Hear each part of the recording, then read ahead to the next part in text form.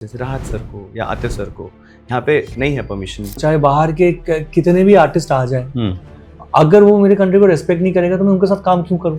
पहला मेरा कंट्री आता है, उसके बाद बाकी आता है। कि सब कुछ ऐसा करेंगे तो फिर तो पूरा इंडस्ट्री डिसॉल्व हो जाएगा। अभी शेरशाह देखोगे तो शेरशाह में राता लंबिया जो है वो मैंने ये सोच के नहीं किया था कि मुझे सुपर हिट रोमांटिक गाना करना है। एवरीथिंग वाज आर्टिफिशियल, सोललेस है, सोल ही नहीं है। क्योंकि मेरे दोस्त बोलते थे यार तेरे इतने गाने हिट है, तेरे को कोई जानता नहीं है चेहरे में। भाई तनिष्क बागची ने ओरिजिनल गाना किया है, उसका solo film. Hello to everyone who's watching us on Mamarazzi. This is Amar and today I'm joined by Taniष्k Bagchi who is coming up his latest music for Skyforce. कैसे हैं आप? पहले तो थैंक यू इतना अच्छा इंट्रोडक्शन दिया आपने। And अच्छा हूँ, बहुत एक्साइटेड हूँ, but at same time nervous भी हूँ क्योंकि पहला सोलो फिल्म है। या जी, तो थोड़ा सा रहता ही है डर। बट आप कोलकाता से आए एक हम्बल बैकग्राउंड से और फिर आप बॉम्बे आए and then you were working under someone and then आपका पहला गाना आया बन्नो। बॉम्बे आप कब आए, किस साल में? बॉम्बे आई थिंक 2001 और 2 आई थिंक।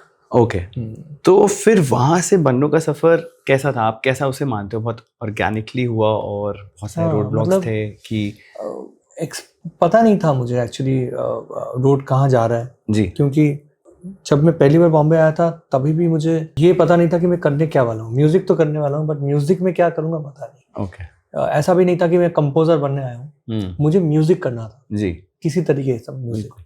एंड उससे पहले कलकत्ता में ऑब्वियसली बहुत टफ रहा है। मैं हर वक्त ही बोलता हूँ क्योंकि मॉम डैड काम करते थे एंड उतना अर्न नहीं करते थे कि हम लोग बहुत लैविशली जी पाए। जस्ट खाना हो जाए और पढ़ाई हो जाए, उतना लेवल था। बट मुझे कहीं ना कहीं लगता था कि मुझे और मेहनत करने से मैं मॉम डैड को वो चीज़ दे पाऊँ जो इजीली मिल नहीं रहा है, जैसे गाड़ी हो, घर हो खुद का। और वो चीज़ मुझे म्यूजिक में समझ में नहीं आता था कि होगा कि नहीं। सो मैंने रिसर्च किया बहुत कि मुझे म्यूजिक को एज अ बिजनेस भी लेना है और पैशन भी रखना है। तो वो चीज़ जो है मेरे एक्सपीरियंस में काम किया मेरे लिए कि मैंने दोनों को बैलेंस रख के मैं बॉम्बे तक पहुंचा। और बॉम्बे में मैंने लोगों के अंडर काम किया, सीखा काम को, and at the same time मैंने सर्विस भी दिया काम करके। बिल्कुल। तो वो प्रोसेस करते करते करते मैं बन्नो तक पहुंचा। एंड आफ्टर दैट देन वो अलग ही जर्नी था। तो it's always been a struggle for me, but I am happy that I have gone through that. तो उस टाइम पे आपको भी मिल रहा होगा बहुत ऐसे ओपिनियन, तो वो आपने कैसे कैटेगराइज किया कि ये इससे लेना है और इसकी तो बकवास है? मैंने एक्चुअली किसी का भी ओपिनियन नहीं लिया। हाँ। जब मैं कलकत्ता छोड़ रहा था तभी भी मैं नहीं लिया क्योंकि मुझे किसी के ओपिनियन को लेके अपना जिंदगी सेट नहीं करना। मुझे अपना ओपिनियन को रख के ही जिंदगी सेट करना है। लोग बोले 1000 चीज, अगर सही भी बोले, जब तक मैं वो करूंगा नहीं खुद तब तक मैं उसमें विश्वास नहीं करता हूँ। तो मेरा हर वक्त वही रहा है कि मैं खुद जितना कर पाऊंगा मैं उतना ही करूंगा। उसके बाद उसके हिसाब से मैं और कितना मेहनत देना है कोई काम पे करूंगा। तो मेरा वही रहा है। मैं सुना किसी का नहीं हूँ जिंदगी में apart from mom dad. Obviously उनका तो ज्ञान मुझे उनके वजह से मैं हूँ जो बिल्कुल, तो वही मैं सिर्फ सुनता हूँ और आज भी वही करता हूँ जो मेरे मॉम बोलते हैं कि अच्छा ना ये चीज़ जो है ये थोड़ा सोच के करना। वो कभी रोकते नहीं मुझे बट वो मुझे बता देते हैं ये सोच के करना, तो मैं फॉलो करता हूँ। बिल्कुल। आपको क्या लगता है अभी जो अपनी इंडस्ट्री में म्यूजिक है as a composer, what do you think is lacking? अभी किस चीज़ की कमी है which was there might be पहले? लैकिंग तो नहीं बोल सकता बट मैं ये बोल सकता हूँ कि ऑब्वियसली क्या होता है, जब मैं रिक्रिएशन एक गाना किया था उससे मुझे टैग लग गया कि रिक्रिएट ही करता है ओरिजिनल। किसी मतलब बहुत कम लोगों को ओरिजिनल पता भी है तो भी उसके दिमाग में रिक्रिएशन नहीं आता।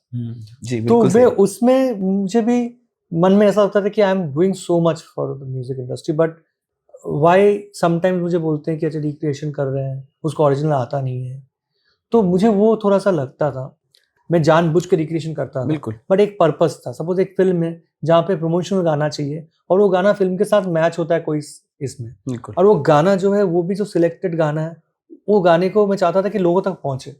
लाइक आंख मारे था एक जमाने में हिट, बट उसके बाद सब भूल गए थे। 20 साल किसी को याद ही नहीं है। बिल्कुल। मैं गाना जब चालू किया तो वही क्लब में जहाँ पे अभी के गाने बजते हैं आंख मारे ही बजते हैं, बिल्कुल हर बार। तो वो चीज पर्पस मेरा सॉल्व हुआ।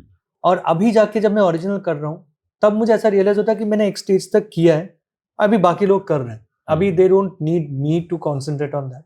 सो मैं वो कम कर दिया हूँ। अब देखोगे तो मैंने आई थिंक लास्ट ईयर तेरी बातों में किया था जी। एंड भूल भुलैया का टाइटल ट्रैक, बाकी मैंने किया ही नहीं काम, मैंने लिमिट कर दिया एंड मेरा अभी फोकस ओरिजिनल में ज्यादा है। करेक्ट। यू नो एंड अभी जो एज यू सेड क्या लैक है, तो मैं यही बोलना चाहूंगा कि अभी we need a proper guidance in the music field कि एक फिल्म है उसको कैसे टाइप के म्यूजिक उस फिल्म में जाना चाहिए, उसका एक कैप्टन चाहिए। लाइक मेरे लिए मैं एग्जांपल देता हूँ, मेरे लिए स्काई फोर्स में Dinesh vision was the captain. उन्होंने मुझे सोलो फिल्म करवाई जहाँ पे हर सॉन्ग का ब्रीफ दिया गया, कोई रेफरेंसेस नहीं था कि इसके जैसा गाना बनाना है। उन्होंने बोला तुझे ना ये सिचुएशन में गाना बनाना, इसके बाद ये सिचुएशन है, तो एक रास्ता दिखाया। और जब मैंने गाना चालू किया बनाना तो उन्होंने मुझे बोला कि ये सही डायरेक्शन है, तो मुझे हेल्प हुआ। तो आजकल इंडस्ट्री में ये चीज नहीं है, दे जस्ट वांट मुझे एक हिट सॉन्ग चाहिए, रोमांटिक ट्रैक में मुझे एक हिट सॉन्ग चाहिए, बट सिचुएशन क्या है, यू नो उसमें कैसा गाने का फील होना चाहिए, विजुअल क्या है, वो चीज थोड़ी कमी है। और वो चीज अगर हम लोग को मिल जाता है तो म्यूजिक बहुत अच्छा होता है। और जो ये रील कल्चर है, मैंने देखा है आजकल की बहुत सारी कंपोजिशंस 2 मिनट में खत्म हो जाती है। कोई गाना है 2 मिनट 2.5 मिनट में खत्म हो गया, तो क्या आपको लगता है इस रील कल्चर के कारण composers have become lazy? No, I don't think that. Reels and all are just marketing techniques, I think, and ये आता जाता रहता है। बट हाँ, ये बोल पाऊंगा कि रील वाले जो गाने हैं आप देखोगे एक ही वीक रहता है। हाँ, ठीक है ना, एक आएगा वो पूरा वीक चलेगा वो गाना, फिर गायब। बिल्कुल। रील में यही होता है कि एक हुक लाइन आ जाए 15 सेकंड का, उसमें चल जाए, इट्स लाइक एड्स बेसिकली। तो मैं वैसा उसको लेता हूँ मार्केटिंग टेक्निक, बट वो सोच के मैं गाना नहीं बनाता हूँ। नहीं तो फिर आई थिंक उसकी सोल खत्म हो जाएगी। एक गाने में एक हुक तो बनेगा नहीं। ऑब्वियसली काम आपका आता रहा, it has become so hit, but आपने बहुत लो प्रोफाइल रखी है हमेशा, I have noticed that. Yes, तो ये कॉन्शियस चॉइस है? सो बेसिकली ऐसा नहीं कि मैंने कोशिश नहीं किया, ठीक है, क्योंकि मेरे दोस्त बोलते थे यार तेरे इतने गाने हिट हैं, तेरे को कोई जानता नहीं है चेहरे में, तो मैं सोचता था ऑब्वियसली जानेगा नहीं, क्योंकि मैं चाहता ही नहीं हूँ लोग जाने। फिर ज्यादा एक्सपेक्टेशन बढ़ जाएंगे, फिर लोग, मैं कहीं फ्री जा नहीं पाऊंगा, all that thing. But then मेरे दोस्त ने बोला अच्छा you know you should do this spotting. मैंने किया भी स्पॉटिंग करके आज अच्छे ये भी आए। फिर मैं सोचा मैं तो हो ही नहीं भाई, क्या मैं दिखा रहा हूँ लोगों को, ये दिखाने जाऊंगा तो मेरा म्यूजिक सफर करेगा। जब तक कॉन्शियसनेस नहीं आएगा ना कि मुझे ये चीज करनी है, जैसे काफी सारे मेरे फ्रेंड्स हैं जो बहुत हिट है इसमें, कंफर्टेबल है, करते हैं, मैच हो जाता है, मुझे अच्छा लगता है, it doesn't look like force paid है, बट मेरे लिए वो बहुत ज्यादा फोर्स लगता है।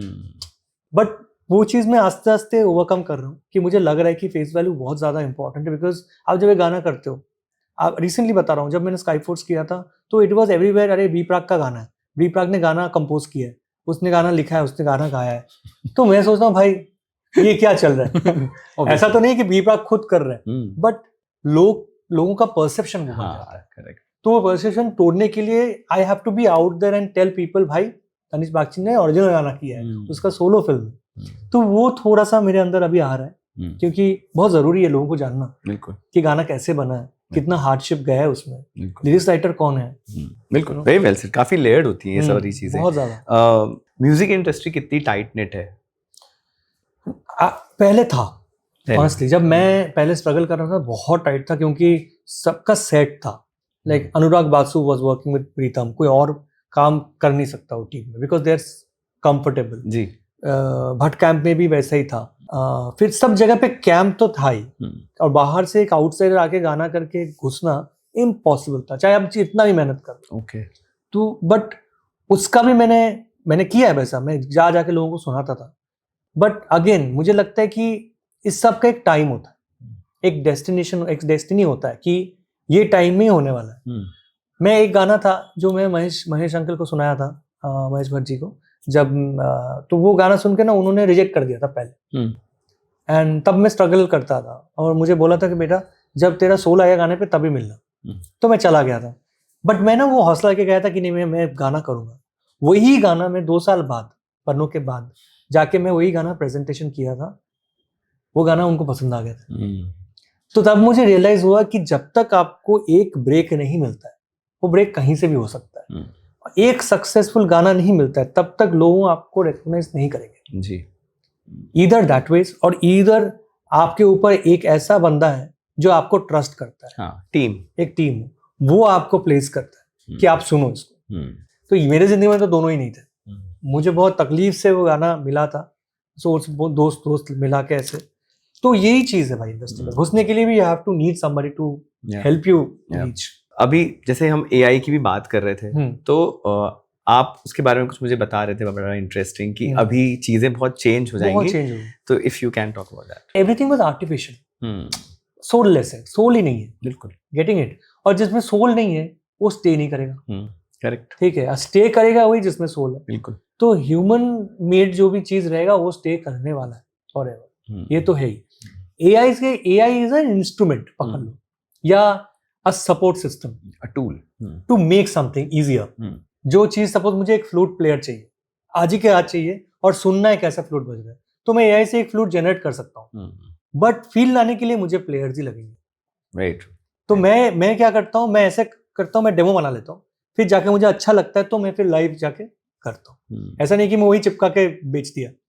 तो ये चीज थोड़ा ध्यान में रखना पड़ेगा कि सब कुछ ऐसा करेंगे तो फिर तो पूरा इंडस्ट्री डिसॉल्व हो जाएगा, कुछ भी रहेगा नहीं। Everything will become like a robot, very robotic हो जाएगा। I hope all budding composers are listening to this. आपका एक गाना है बारिश, इट वाज सung beautifully by Atif. Now as a layman मैं ये पूछूंगा, अभी बहुत सारे आर्टिस्ट को, जैसे राहत सर को या आतिफ सर को, यहाँ पे नहीं है परमिशन, तो do you think it's fair कि एक इतनी अच्छी वॉइस जिसको पूरे इंडिया ने एक्सेप्ट भी किया, we loved him, we still love him, but थोड़ा अनफेयर है कि वो कर नहीं पाते? और क्या ऐसा आपको सुनने में आता है कि, क्योंकि बहुत बार होता है ना, एक गाने के लिए people always try to get Arijit, क्योंकि वो उसी चीज के लिए परफेक्ट है, but there is no other Atif, तो वो एक स्पेस वेकेंट हो गई। स्पेस तो है, मैंने काम तो किया है सबके साथ, बट मेरे लिए यही है कि मेरे लिए मेरा कंट्री बहुत इंपॉर्टेंट है जी। पहला मेरा कंट्री आता है, उसके बाद बाकी आता है जी। चाहे कुछ भी हो, चाहे बाहर के कितने भी आर्टिस्ट आ जाए, अगर वो मेरे कंट्री को रेस्पेक्ट नहीं करेगा तो मैं उनके साथ काम क्यों करूं? बिल्कुल बिल्कुल, मैंने उनके साथ काम तो किया है बिल्कुल। और जब मुझे ये सब रियलाइज हुआ तब मैंने बंद कर दिया काम। अभी मुझे कोई बोले कि नहीं तुम काम नहीं कर सकते हो, मेरे अंदर वो रिलेशन है भाई, मैं करूंगा ही, ठीक है, तो मैं वो फॉलो करता हूँ। तो मेरे लिए अगर आप पूछोगे, मेरे कंट्री इंपॉर्टेंट है। Very true, that matters. Coming to the film, तो इस मूवी के बारे में, like how can you tell कि इसमें म्यूजिक कैसा आने वाला है एंड व्हाट्स डिफरेंट? इस मूवी का जो पैलेट है ना, वो बहुत ज्यादा पेट्रियोटिक है, as you know it's about our Sky Force, and इसमें ये स्टोरी जो है ना, वो बहुत हार्ट टचिंग स्टोरी है। और ये अगर बंदा नहीं रहता ना, तो आई डोंट थिंक यू नो, मतलब मैं कैसे बोलूँ, मतलब इतने इंपॉर्टेंट कैरेक्टर्स है ना, आपको देखना पड़ेगा फिल्म, और लोगों को पता नहीं है चीज़ें, नहीं पता। हाँ, और जब मैडॉक ने ये फिल्म मुझे दिखाई तो मुझे एक्चुअली बहुत अच्छा लगा कि Dinu sir has tried to find out things about history and वो सबको सुना रहा है। बिल्कुल, क्योंकि मुझे भी ज्ञान नहीं था ये चीज़ का। तो जब मैंने मूवी देखी तब मुझे रियलाइज हुआ कि इसमें जो म्यूजिक है ना, वो मुझे ये सुपर हिट और फ्लॉप सोच के नहीं करना है, या रील या सोशल मीडिया सोच के नहीं करना है, मुझे इसको फिल्म के लिए करना है। तो मैंने वही परसेप्शन लेके पूरा मूवी का म्यूजिक किया, और अभी जब मैं मूवी देखता हूँ, गाना जब बजता है मेरा, तब वो गाना रिलेट होता है सिचुएशन के साथ। बिल्कुल बिल्कुल, ठीक है ना, तो वो मैंने फॉलो किया है। और अभी शेरशाह देखोगे तो शेरशाह में राता लंबिया जो है, वो मैंने ये सोच के नहीं किया था कि मुझे सुपर हिट रोमांटिक गाना करना है जिसमें मुझे इतने सारे इंस्ट्रूमेंट करना है, हार्डली 4-5 इंस्ट्रूमेंट होगा, बट उसमें मैंने इमोशन कैप्चर किया। बिल्कुल, तो ये भी थोड़ा इमोशन कैप्चर वाला था फीलिंग। एंड मेरे लिए भी, as I told you, it's my first solo film. ऐसा नहीं कि एक गाना है, तो मुझे बाकी गाने भी करने थे, तो बहुत ही इंडल्ज होकर मैंने काम किया, एंड मुझे अच्छा लगता है, मुझे बहुत अच्छा लगता है कि प्राउड भी फील होता है कि मैं ऐसी मूवी का पार्ट हूँ। बिल्कुल, आई थिंक राता लंबिया के बाद तो लोग बहुत वेट कर रहे होंगे, बहुत क्योंकि वेट कर रहे हैं थोड़ा सिमिलर। और इनफैक्ट अभी एक रोमांटिक सॉन्ग भी आने वाला है, होपफुली हो जाए डब, तो I think people will like it. Okay, it's about to get released. या ओके, आफ्टर दिस फिल्म क्या लाइंड अप है आपके फैंस और एडमायर्स के लिए? क्या क्या रेडी है जिसके बारे में आप बात कर सकते हैं? रेडी तो देखो बहुत है, ठीक है। एक मेरा बहुत फेवरेट प्रोजेक्ट है, बहुत फेवरेट डायरेक्टर है, जिनके साथ मैंने बारिश किया था। ओके, तो मोहित सर के साथ मेरा एक फिल्म है जिसमें मैंने और एक गाना बनाया जो मैं चाहता हूँ कि लोगों तक पहुंचे। ओके, और मुझे अंदर ही ऐसा फील आता है, महसूस आता है कि वो आएगा ना, it's going to be one of the best songs I have ever composed. And एक नया सिंगर भी है उसमें, एंड मैंने किसी के साथ कोलैब किया है, मतलब मैं अकेले कंपोज नहीं किया हूँ इसमें। मेरे एक फ्रेंड है जो इसके साथ किया हूँ, कश्मीरी 2 बंदे हैं, तो मैं वेट कर रहा हूँ कि गाने आए, लोगों तक पहुँचे, एंड लेट्स सी। एंड बाकी तो और भी फिल्म्स हैं, धर्मा के भी आ रहे हैं, ओके दीनू सर की 3-4 फिल्म्स हैं लाइंड अप। ओके, अरे वाह, वी आर वेटिंग। कोई एक इंसान जो आ रहा है म्यूजिक कंपोजर बनने में, उसे बहुत सारे कॉन्टैक्ट्स नहीं है but wants to do something, पर एक टेस्ट ऑफ म्यूजिक, एक नॉलेज है, तो आपकी तनिष्क की क्या टिप होगी एक ऐसे इंसान? देखो, टिप तो यही है कि you have to find the right person. अगर इंडस्ट्री में आ रहे हो तो मैं एक एग्जांपल दे देता हूँ। जो अरसलान और फाहिम जो है मेरे 2 दोस्त हैं, जो मैं लास्ट 2 साल पहले मिला था, दे आर फ्रॉम कश्मीर। तो वो मेरे पास आए थे 2 साल पहले एंड मुझे गाने बहुत सारे सुनाए, जिसमें से मैंने 3-4 गाने उनसे लिए और मैंने उनको बोला है कि मैं इनके साथ कोलैब करूंगा, प्रोड्यूस मैं करूंगा, एडिशनल कंपोजिंग करूंगा और उनके साथ मिलके मैं एक फिल्म करूंगा। तो ये चीज अभी कोई नहीं करता, बिकॉज एवरीबॉडी थिंक्स नहीं ये गाना जो है ये मैं करूंगा, मेरा नाम रहेगा, ये लोग कौन है, मेरा वो नहीं रहता। तो मैं इनके लिए एक विंडो बन जाता हूँ, करेक्ट, कि मेरा कोई ईगो नहीं है, मैं उनके साथ कंपोज भी कर रहा हूँ, गाना भी कर रहा हूँ। तो ये जो प्रोसेस है ना, ऐसे बंदे आपको ढूंढने पड़ेंगे, आपको तनिष्क बागची ढूंढना पड़ेगा इधर कि ऐसा कोई बंदा हो जो आपको सपोर्ट करे, आपको वो प्लेटफॉर्म दे, ये चीज़ है। एंड सेकेंड जो है, डिसहार्टन नहीं होना है, सबका ओपिनियन नहीं लेना है कि तुम्हारा म्यूजिक कितना अच्छा है कितना बुरा है। उनको ही सुनना है जो एक्चुअली फैमिली हो, जो आपके रिलेटेड हो, जो आपके लिए अच्छा सोचते हैं, तो उनको सुनना है और आगे बढ़ना है। एंड बस पेशेंस रखना है, और हार्डशिप्स तो आएंगे बिल्कुल, और जितना हार्डशिप आएगा ना तो आप समझ लो आपका डेस्टिनेशन सामने है। बिल्कुल बिल्कुल, आई थिंक वही hard work, patience and the power collaboration, 100%। बिल्कुल। Thank you for talking to us and thank you so much, all the best for your music, and फिर से मिलेंगे अपन। Thank you, thank you, nice talking to you, nice talking to you. Hi, this is Tanishk Bagchi and you are watching me on Mama राजी।